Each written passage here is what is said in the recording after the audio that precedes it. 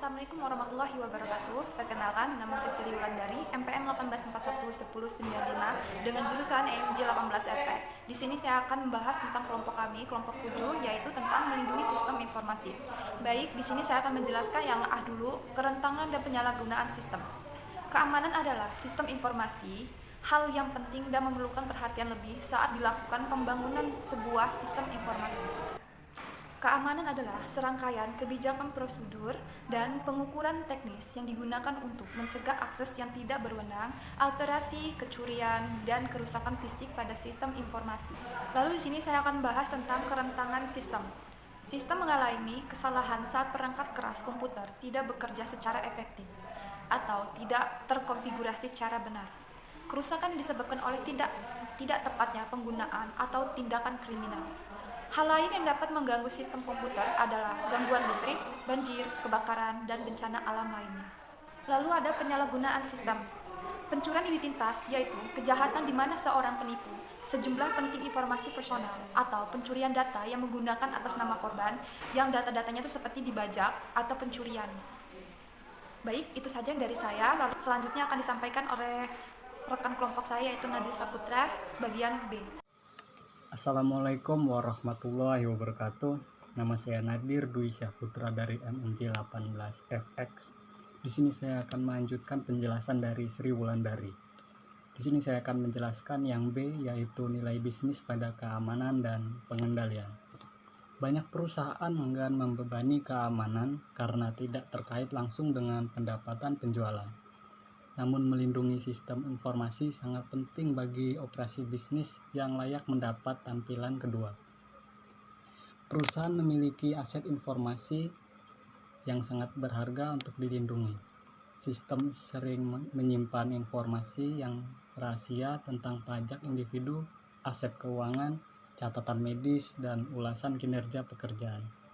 Aset informasi ini memiliki nilai yang sangat besar, dan akibatnya bisa menghancurkan jika salah satunya hilang, hancur, atau ditempatkan dalam posisi yang salah.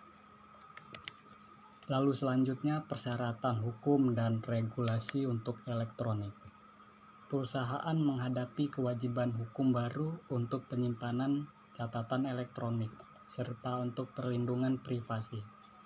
Misalnya, jika bekerja di industri perawatan kesehatan, perusahaan harus mematuhi Undang-Undang Portabilitas dan Akuntabilitas Asuransi Kesehatan atau biasa disebut HIPAA tahun 1996. HIPAA menerapkan peraturan dan prosedur keamanan dan privasi medis untuk menyederhanakan administrasi penagihan perawatan kesehatan antara penyedia layanan kesehatan, pembayaran, dan rencana. Lalu jika bekerja di perusahaan yang menyediakan layanan keuangan, perusahaan harus mematuhi Undang-Undang Modernisasi Jasa Keuangan tahun 1999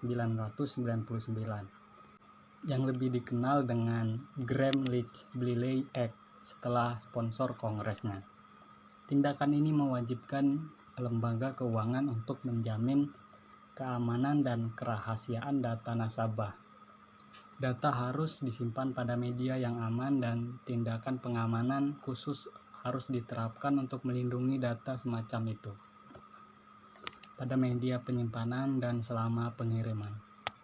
Lalu selanjutnya bukti elektronik dan forensik komputer.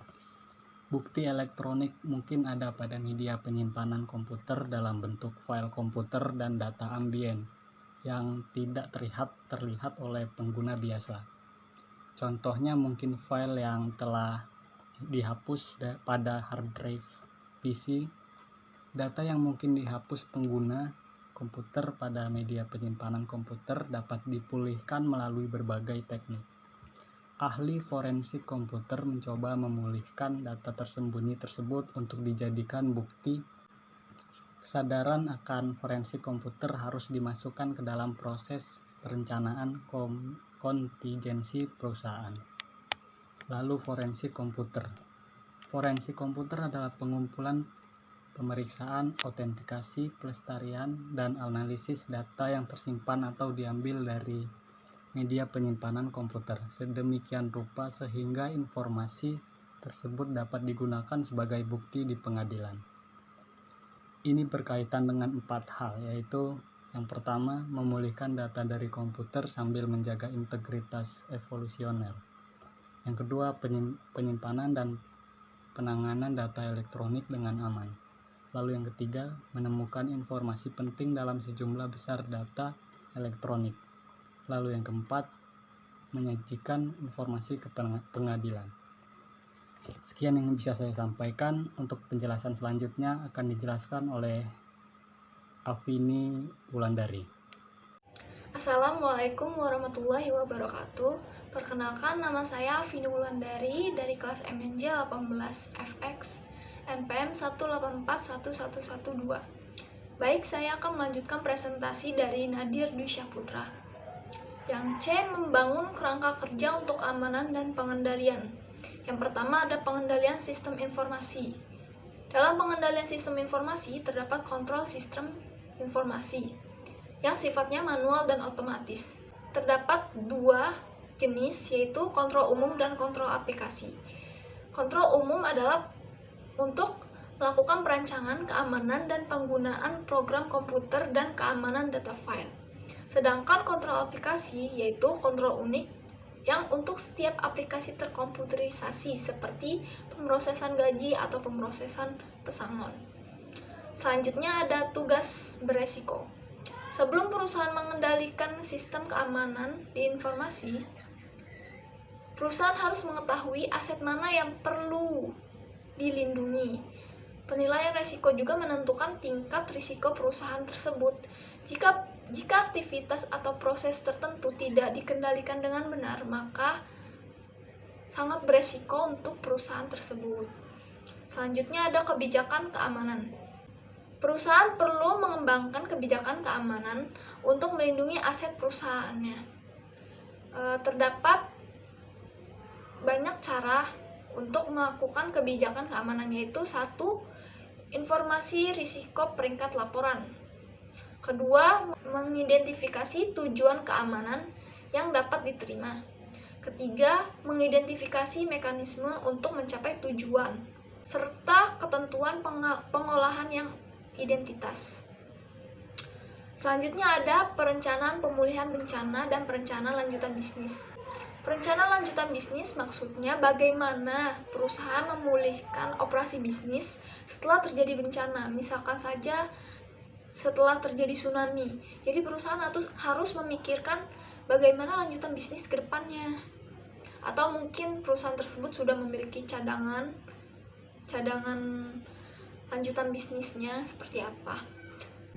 Selanjutnya ada peran auditing. Organisasi harus melakukan audit yang komprehensif dan sistematis. Audit MIS memeriksa lingkungan keamanan keseluruhan perusahaan serta kontrol yang mengatur sistem informasi perorangan. Lalu, audit juga harus melacak arus, juga dapat memeriksa kualitas dalam perusahaan tersebut. Audit keamanan harus meninjau teknologi, prosedur, dokumentasi, pelatihan, dan personil. Baik, itu saja presentasi yang dapat kami sampaikan. Kurang lebihnya kami mohon maaf. Wassalamualaikum warahmatullahi wabarakatuh.